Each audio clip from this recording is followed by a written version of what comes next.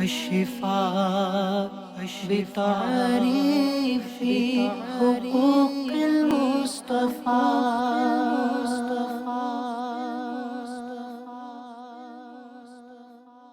الحمد لله رب العالمين والصلاة والسلام على سيد الأنبياء والمرسلين أما بعد فأعوذ بالله من الشيطان الرجيم بسم الله الرحمن الرحيم الصلاة والسلام عليك يا رسول الله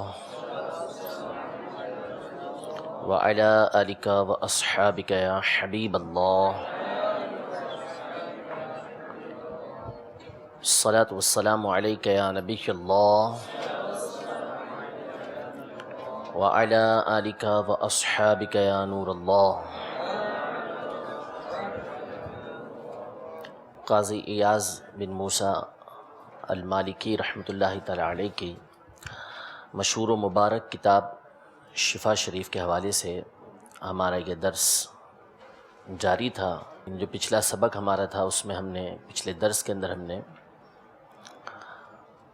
کچھ باتیں مقدمے کے طور پہ سنی تھیں، اور قاضی ایاز مالکی رحمۃ اللہ تعالی علیہ نے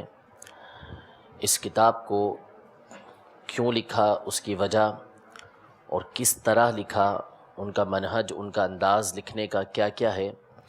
کتاب کی انہوں نے کس طرح ترتیب دی ہے، یہ ساری باتیں پچھلی دفعہ بیان کی گئی تھیں. قاضی ایاز مالکی رحمۃ اللہ تعالی علیہ نے ایک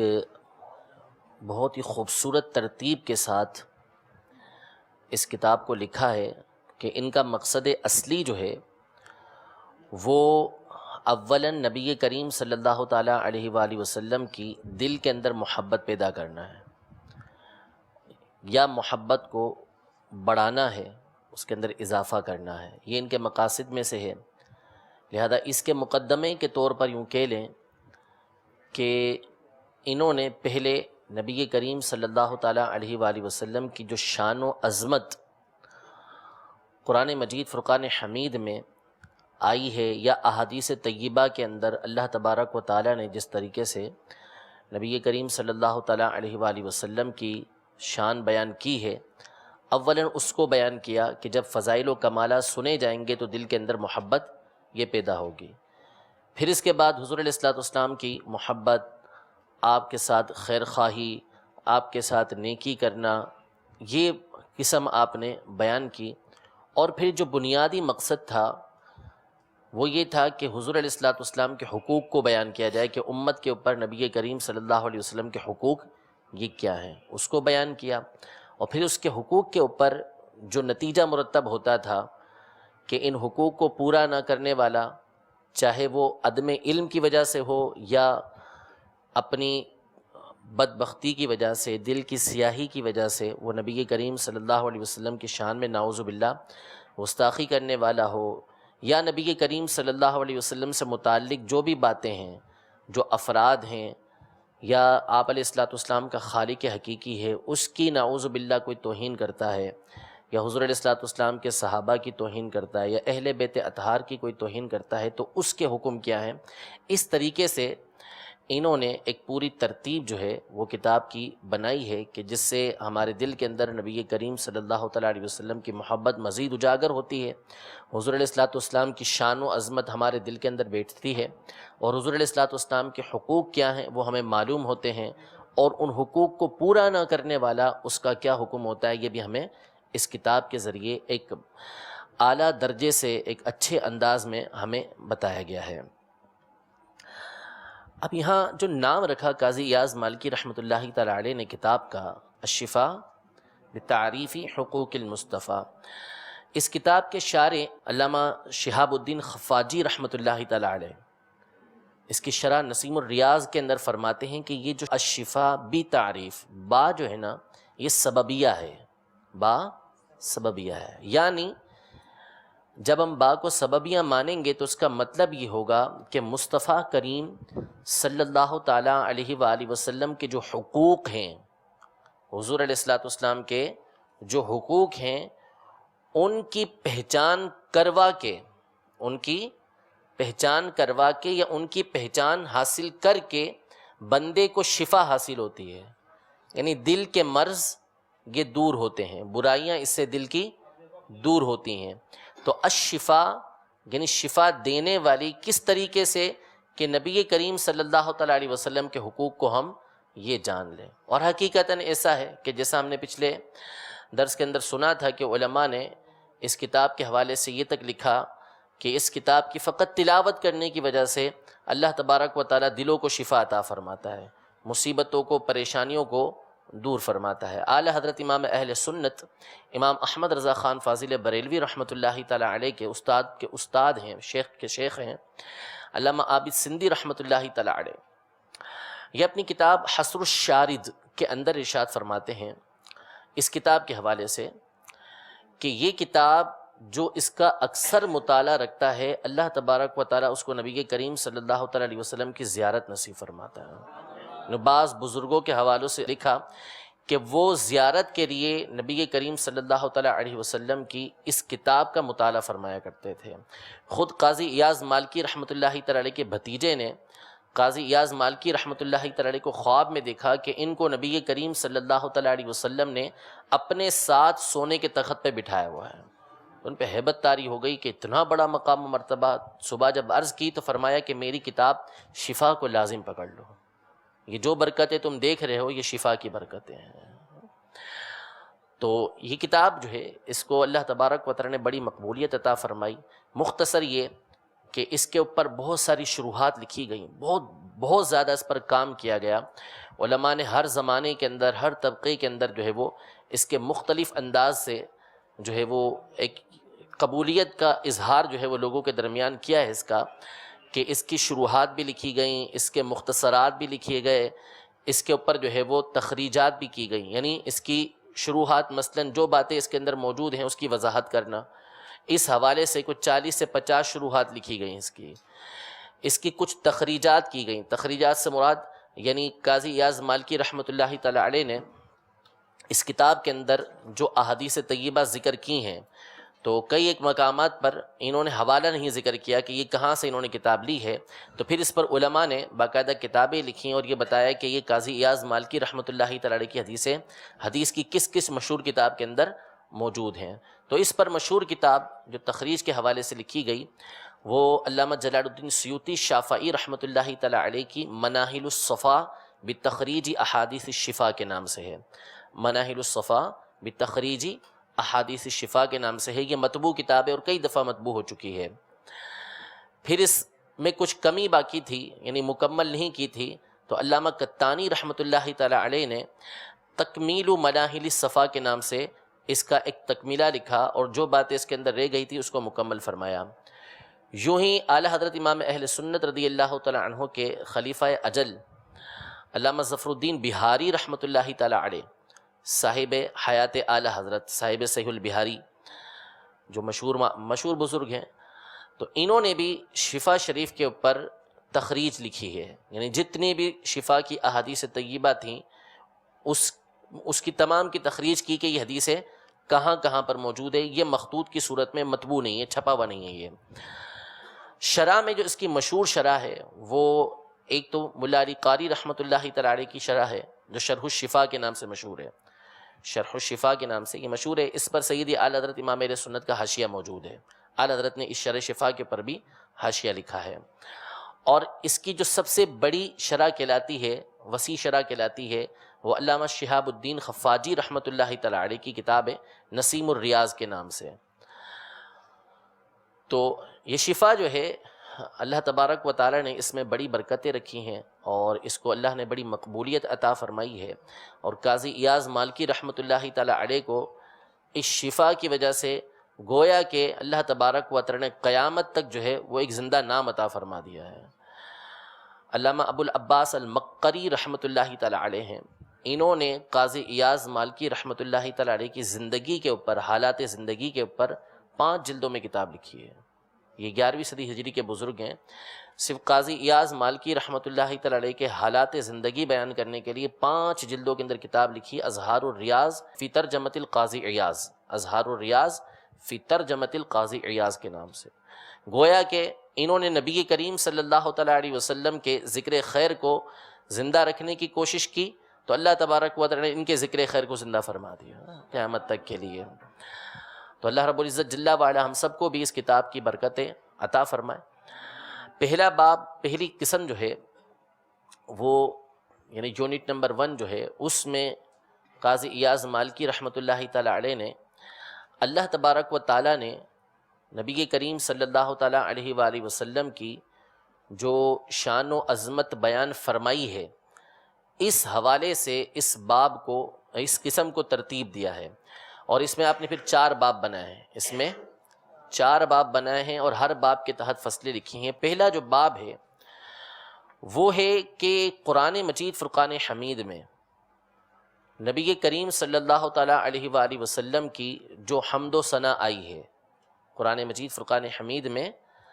اللہ تبارک و تعالیٰ نے جو نبی کریم صلی اللہ تعالیٰ علیہ وسلم کی حمد و ثنا فرمائی ہے، اس کا تذکرہ ہے۔ آپ فرماتے ہیں الباب الاول فی ثناء اللہ تعالی علیہ و اظہارہ عظیم قدرہ لدیہ،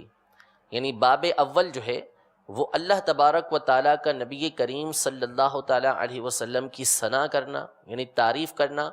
اور حضور علیہ الصلوۃ والسلام کی جو شان و عظمت اللہ تبارک و تعالیٰ کی بارگاہ میں ہے، اس کو مخلوق کے سامنے ظاہر کرنا۔ باب اول ہے اس سے متعلق، باب اول اس سے متعلق ہے کہ اللہ تبارک و تعالیٰ نبی کریم صلی اللہ علیہ وسلم کی کیا شان و عظمت بیان کرتا ہے، اور اللہ تبارک و تعالیٰ کے نزدیک نبی کریم صلی اللہ تعالیٰ علیہ وسلم کی کیا قدر و منزلت ہے، اس کا مخلوق کے سامنے اظہار کرنا۔ پھر آپ نے اس کے تحت یہ بیان فرمایا کہ قرآن مجید فرقان حمید کے اندر بہت ساری آیتیں ایسی ہیں کہ جو نبی کریم صلی اللہ تعالیٰ علیہ وآلہ وسلم کے ذکر جمیل کو، خوبصورت ذکر کو ظاہر کرنے والی ہیں، اور نبی کریم صلی اللہ تعالیٰ علیہ وسلم کی قدر و منزلت کو بیان کرنے والی ہیں۔ بہت ساری آیتیں ایسی ہیں، اعلم ان فی کتاب اللہ عز وجل آیات کثیرہ، کہ کتاب اللہ کے اندر بہت ساری آیتیں ایسی ہیں کہ جو مفصحۃ بجمیل ذکر المصطفیٰ وعد محاسینہ وتعظیم امرہ وتنویہ قدرہ، کہ نبی کریم صلی اللہ علیہ وسلم کی شان و عظمت، حضور علیہ الصلوۃ والسلام کا مقام و مرتبہ، حضور علیہ الصلوۃ والسلام کا ذکر جمیل ان آیات کے اندر موجود ہے، لیکن ہم نے یہاں پر وہی آیتیں ذکر کی ہیں کہ جن کے الفاظ بالکل واضح ہیں نبی کریم صلی اللہ علیہ وسلم کی شان و عظمت کے اندر، اور مقصد بھی بالکل واضح ہے، مقصد بھی بالکل واضح ہے، مضمون بھی بالکل واضح ہے، الفاظ بھی بالکل واضح ہیں، ٹھیک ہے، وہ ہم نے یہاں پر ذکر کی ہیں۔ یہاں پر یہ نکتہ سماعت فرما لیں کہ سیدی اعلیٰ حضرت امام اہل سنت نے فتاوی رضویہ کے اندر شیخ محقق شیخ عبدالحق محدث دہلوی رحمۃ اللہ تعالی علیہ کے حوالے سے یہ لکھا ہے کہ بعض مفسرین ایسے گزرے ہیں کہ جنہوں نے قرآن پاک کی ہر آیت سے نبی کریم صلی اللہ تعالیٰ علیہ وسلم کی شان اور آپ کی نعت بیان فرمائی ہے۔ قرآن کی ہر آیت کے اندر یہ نبی کریم صلی اللہ تعالیٰ علیہ وسلم کی شان و عظمت موجود ہے۔ اس کی ایک چھوٹی سی جھلک اگر آپ دیکھنا چاہیں کہ قرآن کی ہر آیت سے کس طریقے سے جو ہے وہ نبی کریم صلی اللہ تعالیٰ علیہ وسلم کی شان و عظمت یہ ظاہر ہوتی ہے، تو مختصراً جو ہے اس کا ایک نمونہ ہمیں مفتی احمد یار خان نعیمی رحمۃ اللہ تعالیٰ علیہ کی تفسیر نور العرفان کے اندر نظر آتا ہے کہ وہ آپ دیکھیں گے بغور اس کو پڑھیں گے تو اس میں مفتی صاحب رحمۃ اللہ تعالیٰ علیہ نے قرآن کی ہر آیت سے تو نہیں لیکن اکثر آیتوں سے آپ نے نبی کریم صلی اللہ علیہ وسلم کی شان و عظمتی بیان فرمائی ہے۔ یعنی قرآن کے دیگر احکام آپ بیان کرتے ہیں، لیکن آپ کو جہاں آیت کے اندر موقع ملتا ہے وہاں پر آپ نبی کریم صلی اللہ تعالیٰ علیہ وسلم کی شان و عظمت یہ بیان فرماتے ہیں۔ خود مفتی صاحب رحمۃ اللہ تعالیٰ علیہ اپنی ایک دوسری کتاب شان حبیب الرحمن، ان کی ایک مشہور کتاب ہے شان حبیب الرحمن من آیات القرآن کے نام سے، یہ ان کی کتاب ہے، اس میں آپ فرماتے ہیں، بہت خوبصورت بات ارشاد فرماتے ہیں اور ایک بنیادی بات بیان فرماتے ہیں۔ حقیقت یہ ہے کہ اگر قرآن کریم کو بنظر ایمان دیکھا جائے، بنظر ایمان دیکھا جائے تو اس میں اول سے آخر تک نعت سرور کائنات علیہ الصلوۃ والسلام معلوم ہوتی ہے۔ پہلی بات آپ نے یہ ارشاد فرمائی ہے کہ جو بنیادی چیز ہے وہ کیا ہے؟ بنظر ایمان، یعنی قرآن سے آپ کو ہر آیت سے نبی کریم صلی اللہ تعالیٰ علیہ وسلم کی شان و عظمت، تعریف، توصیف، نعت یہ مل سکے گی، لیکن کب ملے گی؟ جب نظر ایمان ہو۔ اگر نظر ایمان نہیں ہے، ایمان دل کے اندر یا ایمان کی مٹھاس دل کے اندر موجود نہیں ہے، تو پھر اس صورت میں آپ کو نظر نہیں آئے گی، پھر اس صورت میں آپ کو نظر نہیں آئے گی۔ مثال کے طور پر عبس و تولا، یہ صورت جو ہے نازل ہوئی کس وجہ سے؟ کہ سیدنا ابن ام مکتوم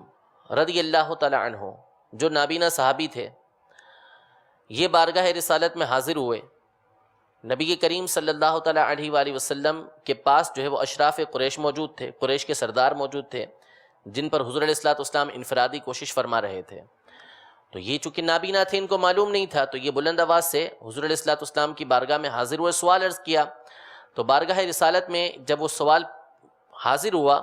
تو حضور علیہ الصلوۃ والسلام کو یہ بات ناگوار گزری کہ میں یہاں پر کفار قریش کے اوپر کوشش کر رہا ہوں تاکہ یہ لوگ جو ہے ایمان لے کر آ جائیں، اگر یہ ایمان لے کر آ جائیں گے تو ان کی جو ہے وہ ان کے نیچے چلنے والے وہ بھی ایمان لے کر آ جائیں گے۔ تو حضور علیہ الصلوۃ والسلام کو یہ چیز ناپسند ہوئی۔ اچھا، اب اللہ تبارک و تعالیٰ جو ہے نبی کریم صلی اللہ علیہ وسلم سے محبت فرماتا ہے، کتنی محبت فرماتا ہے وہ ہمیں اس سے معلوم ہوگا کہ آیت نازل ہوئی عبس و تولا ان جاءہ الاعمی وما یدریک لعلہ یزکا، یعنی انہوں نے تیوریاں چڑھائیں، تیوریاں یعنی پیشانی پر بل آ گئے اور آپ پلٹ کر چل دیے کہ ان کے پاس ایک نابینا آیا اور آپ کیا جانیں کہ وہ ہو سکتا ہے پاکیزہ ہونا چاہتا ہو۔ اب یہ آیت کریمہ نازل ہو گئی عبس و تولا ان جاءہ الاعمی وما یدریک لعلہ یزکا، کہ حضور علیہ الصلوۃ والسلام ابن ام مکتوم رضی اللہ تعالی عنہ کے آنے پر ناراض ہوئے اور وہاں سے تشریف لے گئے، تو اللہ تبارک و تعالی نے فرمایا کہ ایسا نہیں ہونا چاہیے تھا، ایسا نہیں ہونا چاہیے تھا، اور یہ آیت نازل فرمائی کہ عبس و تولا، انہوں نے تیوریاں چڑھائیں، یعنی انہوں نے پیشانی پر بل آئے اور وہاں سے تشریف لے گئے کہ ان کے پاس ایک نابینا آیا ہے اس لیے تشریف لے گئے۔ اب یہ جو صورت ہے نا، اس میں دونوں طرح کی باتیں ہیں۔ پہلی بات یہ ہے کہ اس صورت کے اندر اللہ تبارک و تعالیٰ نے ایک محبت والا عتاب فرمایا نبی کریم صلی اللہ علیہ وسلم کہ آپ کو ایسا نہیں کرنا چاہیے تھا، نابینا کے آنے پر آپ کو برا نہیں ماننا چاہیے تھا اور وہاں سے تشریف نہیں لے جانے چاہیے تھا۔ اب اس صورت کو لے کر ایک مشہور واقعہ تفسیروں کے اندر یہ لکھا ہوا ہے کہ مدینہ منورہ کے اندر ایک منافق تھا جو ہر نماز کے اندر نماز پڑھاتے ہوئے یہی صورت پڑھا کرتا تھا، نماز پڑھاتے ہوئے یہی صورت پڑھا کرتا تھا۔ تو سیدنا عمر رضی اللہ تعالی عنہ نے اس کے نفاق دلی کو جان کے اس کو مار دیا تھا، اس کو، یہ مشہور واقعہ لکھا ہوا ہے کتابوں کے اندر، کیونکہ اس کے دل کے اندر بغض باطنی تھا، اس کے دل میں بغض باطنی موجود تھا کہ یہ چھپا ہوا منافق تھا کہ اس نے جو ہے وہ نبی کریم صلی اللہ علیہ وسلم کو اللہ تبارک و تعالیٰ کی طرف سے عتاب آیا تو اس کو بار بار پڑھتا تھا کہ دیکھو نبی کریم صلی اللہ علیہ وسلم کو اللہ تبارک و تعالیٰ نے کیا ارشاد فرمایا کہ آپ کو ایسا نہیں کرنا چاہیے تھا۔ لیکن جو اہل محبت ہوتے ہیں نا، وہ ہر بات کے اندر محبت والی بات ڈھونڈتے ہیں۔ علماء نے اس آیت کو بھی، اس سورت کو بھی نبی کریم صلی اللہ علیہ وسلم کے فضائل کے اندر بیان فرمایا۔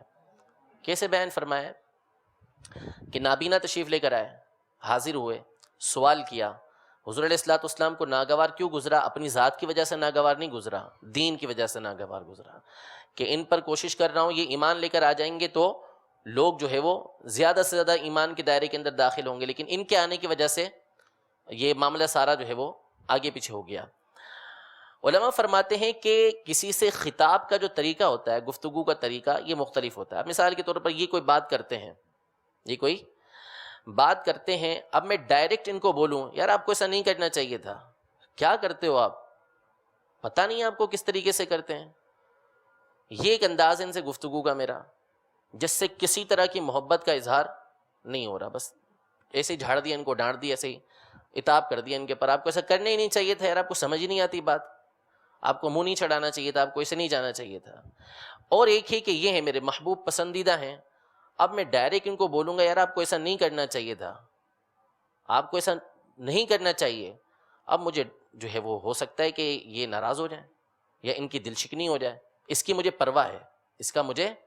احساس ہے کہ یار ان کی دل شکنی نہیں ہونی چاہیے، ان کی ہو جائے کوئی مسئلہ نہیں، ان کی مثال دے رہا ہوں نا، صرف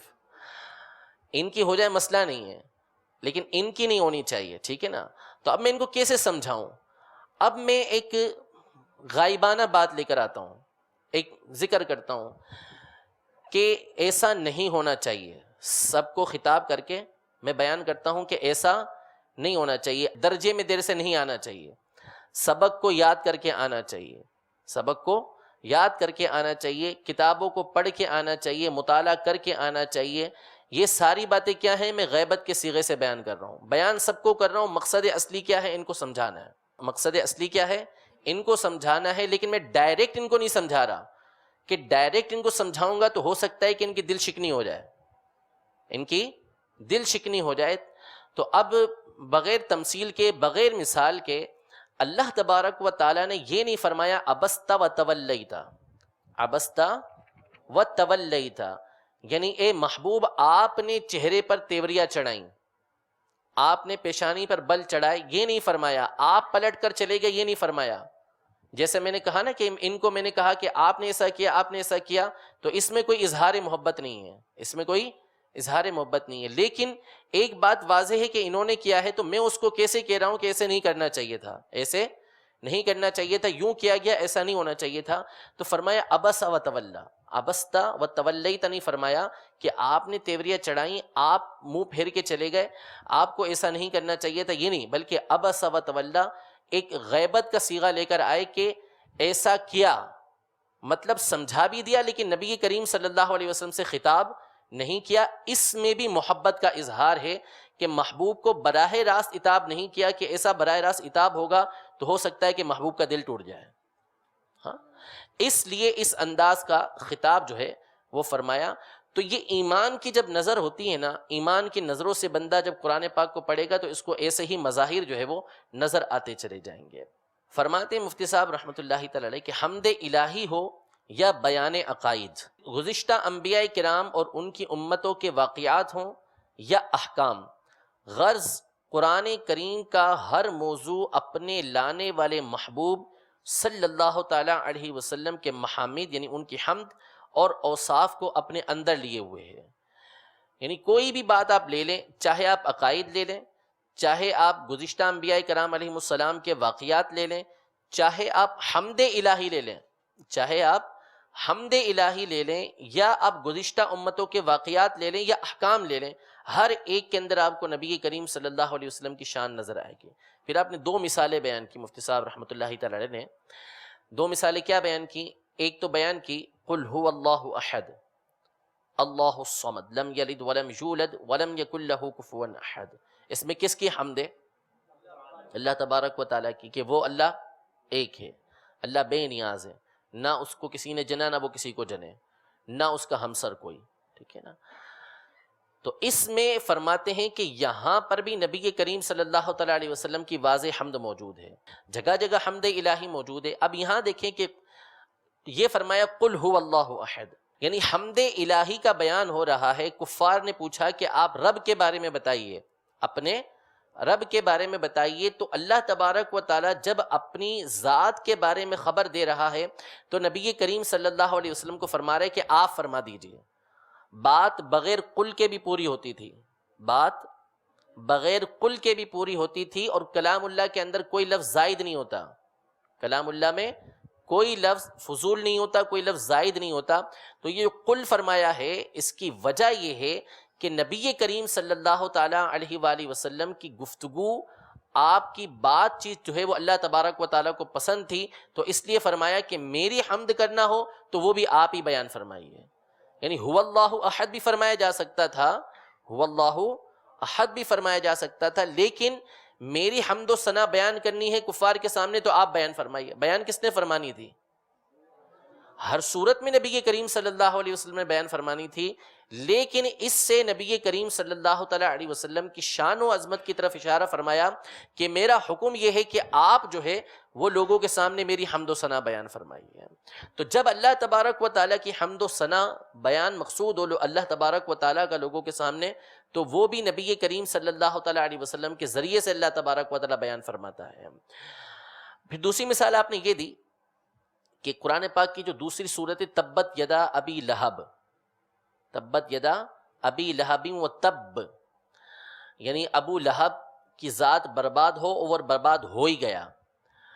اب یہ مشہور اس کا شان نزول ہے کہ اس کی بیوی جو تھی ام جمیل ابو لہب کی، وہ نبی کریم صلی اللہ علیہ وسلم کی شان میں گستاخی کرتی تھی، اور ابو لہب نے بھی نبی کریم صلی اللہ علیہ وسلم کو تبا لک کہا تھا، نعوذ باللہ، کہ آپ تباہ و برباد ہو۔ تو مفتی صاحب رحمۃ اللہ تعالی فرماتے ہیں کہ یہاں پر نبی کریم صلی اللہ تعالی علیہ وسلم کی شان پر حملہ کیا گیا، آپ کی عظمت پر حملہ کیا گیا، تو اس کا جواب جو ہے اللہ تبارک و تعالی نے یوں نہیں دیا کہ قل آپ فرمائیے، یہ جواب نہیں دیا کہ قل آپ فرمائیے کہ تبت یدا ابی لہب و تب، کہ ابو لہب تباہ و برباد ہو، اور وہ تباہ و برباد ہو بھی گیا۔ قل نہیں فرمایا کہ اب جو جواب آئے گا وہ آپ کی طرف سے نہیں آئے گا، بلکہ آپ کی ذات کی طرف سے جواب خود باری تعالیٰ دے گا۔ ہاں، اب یہ دیکھیں کہ یہ بظاہر کوئی یعنی ویسے پڑھتا چلا جائے بندہ تو توجہ نہیں جاتی، لیکن جب بنظر ایمان بندہ دیکھے گا تو اس کو اس صورت کے اندر بھی کیا نظر آئے گا؟ نبی کریم صلی اللہ تعالی علیہ وسلم کی شان و عظمت نظر آئے گی۔ تو یہی بات قاضی ایاز مالکی رحمۃ اللہ تعالی علیہ نے بیان فرمائی کہ قرآن کے اندر، کتاب اللہ کے اندر کثیر آیات ایسی ہیں کہ جو نبی کریم صلی اللہ تعالی علیہ وسلم کے اعلیٰ ذکر کو، نبی کریم صلی اللہ تعالی علیہ وسلم کی قدر و منزلت کو لوگوں کے سامنے بیان کرتی ہیں، لیکن ہم یہاں پر وہی آیات ذکر کریں گے کہ جو نبی کریم صلی اللہ تعالی علیہ وسلم کی شان میں بالکل واضح ہیں، بالکل واضح ہیں۔ اچھا، دوسرا اس باب سے اس طرف اشارہ کیا ہے، یعنی سب سے پہلا باب جو آپ نے باندھا وہ یہ باندھا کہ اللہ تبارک و تعالی نبی کریم صلی اللہ علیہ وسلم کی حمد و ثنا کرتا ہے۔ اللہ تبارک و تعالی نبی کریم صلی اللہ تعالی علیہ وسلم کی حمد و ثنا فرماتا ہے۔ تو اللہ تبارک و تعالی کی جو صفات ہیں، اللہ تبارک و تعالی کے جو افعال ہیں، وہ زمانے سے پاک ہیں، وہ زمانے سے پاک ہیں۔ اس سے یہ اشارہ ملتا ہے کہ نبی کریم صلی اللہ تعالی علیہ وآلہ وسلم کی حمد و ثنا ہمہ وقت جاری و ساری ہے، یعنی جب اللہ تبارک و تعالی حمد و ثنا فرمائے گا نبی کریم صلی اللہ علیہ وسلم کی، تو کیا اس کی کوئی انتہا ہو سکتی ہے؟ ہرگز کوئی اس کی انتہا نہیں ہو سکتی۔ تو نبی کریم صلی اللہ تعالی علیہ وآلہ وسلم کی حمد و ثنا پر پہلا باب قاضی ایاز مالکی رحمۃ اللہ تعالی علیہ نے یہ بیان کر کے اشارہ دیا کہ نبی کریم صلی اللہ تعالی علیہ وسلم کی شان، نبی کریم صلی اللہ علیہ وسلم کی حمد جو ہے وہ خود رب تبارک و تعالی بیان فرماتا ہے، تو مخلوق من کل وجہ، یا مکمل طور پر نبی کریم صلی اللہ تعالی علیہ وسلم کی شان و عظمت کو بیان کرنے سے عاجز ہے۔ ہم جو کچھ بیان کریں گے وہ تھوڑا ہوگا، ہم جو کچھ بیان کریں گے وہ کیا ہوگا؟ تھوڑا ہوگا، کیونکہ ہم من کل وجہ نبی کریم صلی اللہ علیہ وسلم کی شان و عظمت کو بیان نہیں کر سکتے۔ اسی بات کو اعلیٰ حضرت امام اہل سنت نے اپنے مشہور شعر کے اندر بیان فرمایا کہ اے رضا خود صاحب قرآن ہے مداح حضور، تجھ سے کب ممکن ہے پھر مدحت رسول اللہ کی۔ تو حق بیان فرمایا اعلیٰ حضرت رحمۃ اللہ تعالی علیہ نے، اس میں کوئی عاجزی نہیں ہے کہ ہم سے نبی کریم صلی اللہ تعالی علیہ وسلم کی شان و عظمت کو بیان کرنا یہ ممکن ہے ہی نہیں۔ پھر اس کے بعد قاضی ایاز مالکی رحمۃ اللہ تعالی علیہ نے جو سب سے پہلی آیت بیان فرمائی ہے سورۃ التوبہ کی آیت نمبر 128، لقد جاءکم رسول من انفسکم عزیز علیہ ما عنتم حریص علیکم بالمؤمنین رؤوف الرحیم۔ یہ آیت کریمہ آپ نے سب سے پہلے ذکر فرمائی ہے۔ آیتیں بہت ساری ہیں قرآن پاک کے اندر، سب سے پہلے اس آیت کو کیوں ذکر کیا؟ تو ملا علی قاری رحمۃ اللہ تعالی علیہ نے شرح الشفا کے اندر اس آیت کو سب سے پہلے ذکر کرنے کی وجہ یہ بیان فرمائی کہ اس آیت میں اللہ تعالیٰ کے بہت سے احسانات کا تذکرہ ہے، اللہ تبارک و تعالیٰ کے بہت سارے احسانات کا تذکرہ ہے جو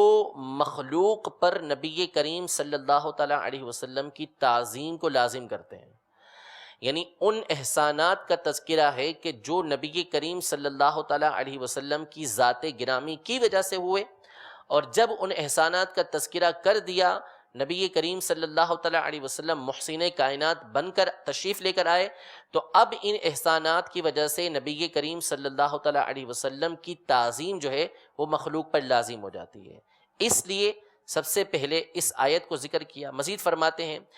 کہ چونکہ مقصد باب کیا ہے، نبی کریم صلی اللہ تعالیٰ علیہ وسلم کی شان و عظمت کو بیان کرنا، تو اس آیت کے اندر انتہائی بلند نبی کریم صلی اللہ تعالیٰ علیہ وسلم کی شان و عظمت کو بیان کیا گیا ہے۔ اب کس طریقے سے بیان کیا گیا ہے تو انشاءاللہ مزید بیان کرتے ہیں اس حوالے سے۔ شیخ محقق شیخ عبدالحق محدث دہلوی رحمۃ اللہ تعالیٰ علیہ، ان کی کتاب مدارج النبوہ کے نام سے، مدارج النبوہ، تو انہوں نے بھی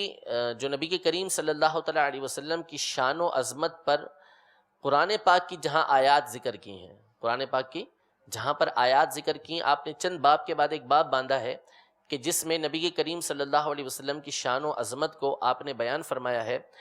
وہ آیات ذکر کی ہیں کہ جس میں نبی کریم صلی اللہ علیہ وسلم کی شان و عظمت موجود ہے، تو اس میں آپ نے بھی سب سے پہلے اسی آیت کو ذکر کیا۔ شیخ عبدالحق محدث دہلوی رحمۃ اللہ تعالیٰ علیہ نے بھی اس آیت کو ذکر کیا، اور کئی اور محدثین نے جہاں نبی کریم صلی اللہ علیہ وسلم کی سیرت طیبہ کو بیان کیا اور وہاں جہاں شان و عظمت بیان کرنا مقصود تھی، تو سب سے پہلے اسی آیت کریمہ کو، یعنی لقد جاءکم رسول من انفسکم عزیز علیہ ما عنتم حریص علیکم بالمؤمنین رؤوف الرحیم، اس کو بیان فرمایا۔ ٹھیک ہے، شیخ محقق فرماتے ہیں کہ اس آیت کے اندر جو ہے نبی کریم صلی اللہ تعالیٰ علیہ وسلم کے وجود، آپ کے وجود کا، آپ کی رسالت کا، آپ کی شفقت کا، اور آپ صلی اللہ تعالیٰ علیہ وآلہ وسلم کے رحمت ہونے کا اور مومنوں کے لیے اس کی بشارت ہونے کا تذکرہ موجود ہے۔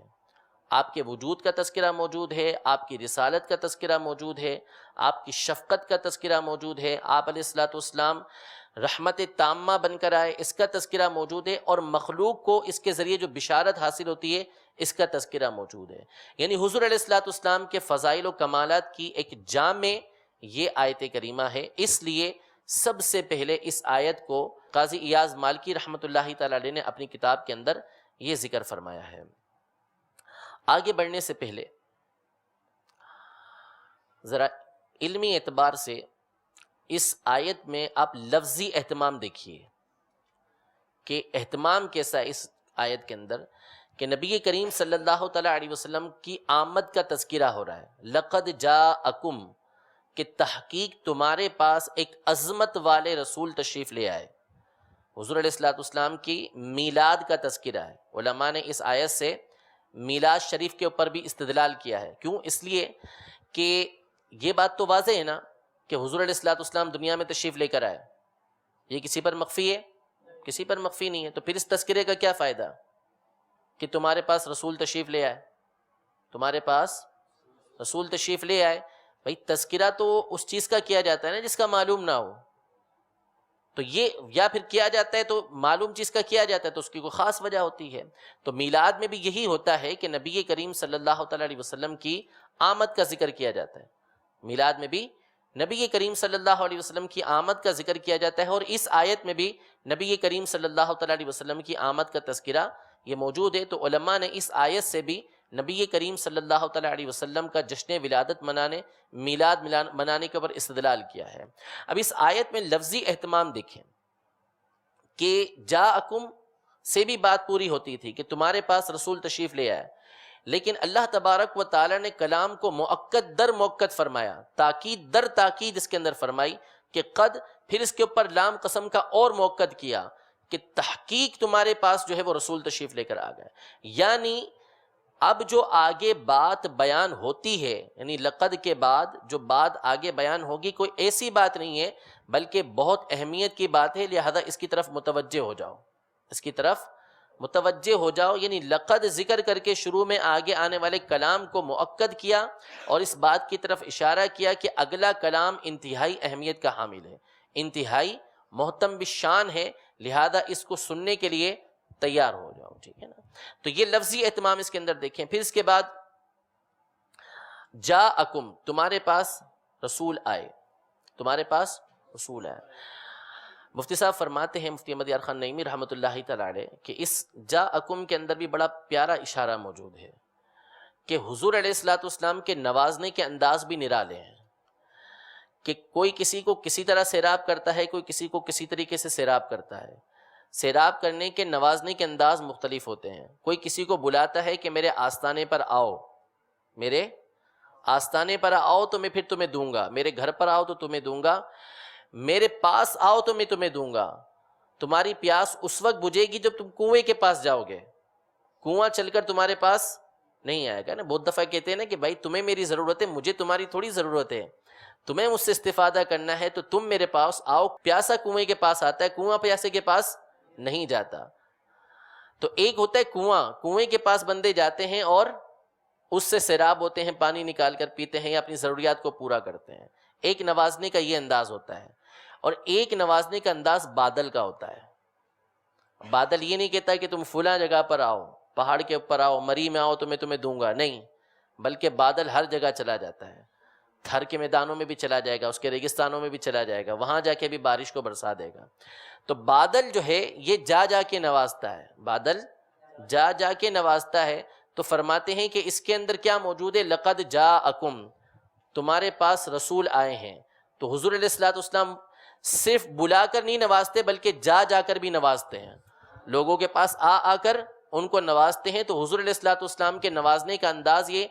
صرف کنویں والا نہیں بلکہ بادل والا بھی موجود ہے کہ جو کنویں کے پاس جاتا ہے اس کو ملتا ہے، اور حضور علیہ الصلوۃ والسلام کی ذات وہ ہے کہ ان کے پاس آؤ تو بھی ملے گا اور یہ خود بھی آ کر لوگوں کو نوازتے رہتے ہیں. تو یہ وہی ایمان کی نظر سے دیکھا تو ان کو یہ نقطہ اس کے اندر نظر آ گیا، ایمان کی نظر سے دیکھا تو یہ نقطہ ان کو نظر آ گیا. پھر اس کے بعد رسول، کہ تحقیق تمہارے پاس رسول آئے. تو آپ جانتے ہیں کہ تنوین جو ہے یہ مختلف اقسام کی ہوتی ہے، تنوین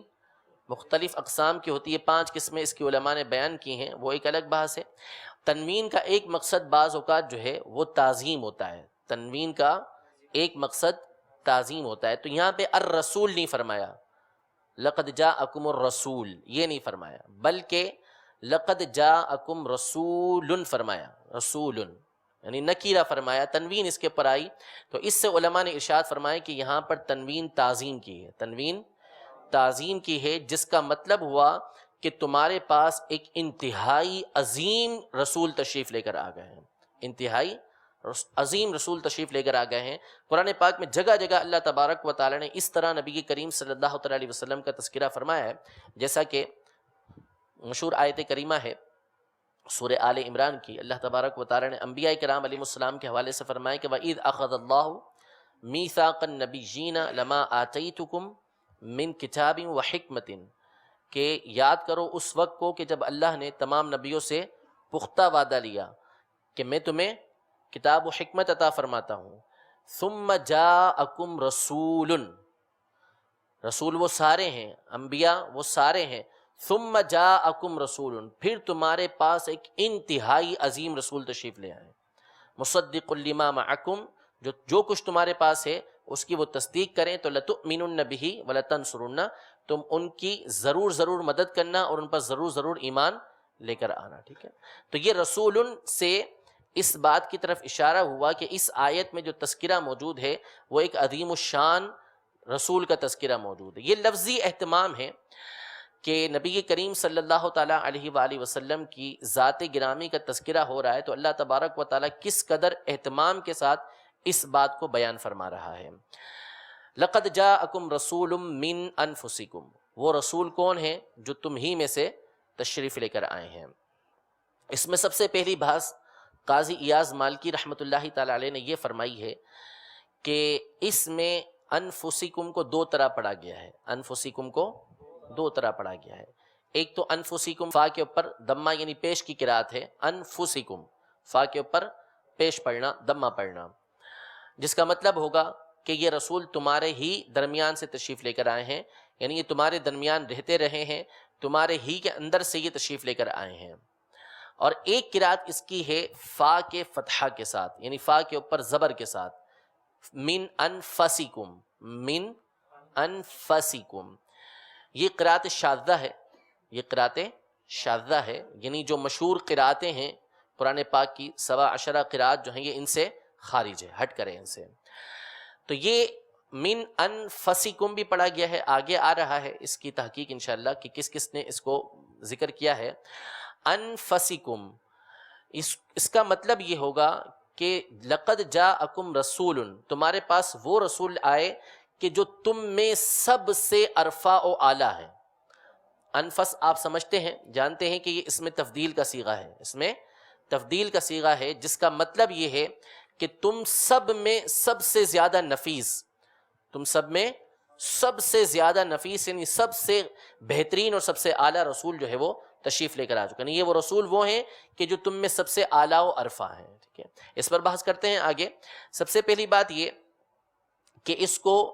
فا کے ضمہ کے ساتھ پڑھا گیا، یعنی فا کے اوپر پیش کے ساتھ پڑھا گیا، من انفسکم، تو اس کا معنی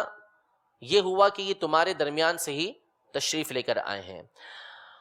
تو اس کا مطلب یہ ہوگا کہ نسب کے اعتبار سے، قوم کے اعتبار سے، جو پارٹس آف باڈی ہیں، جسمانی اعتبار سے،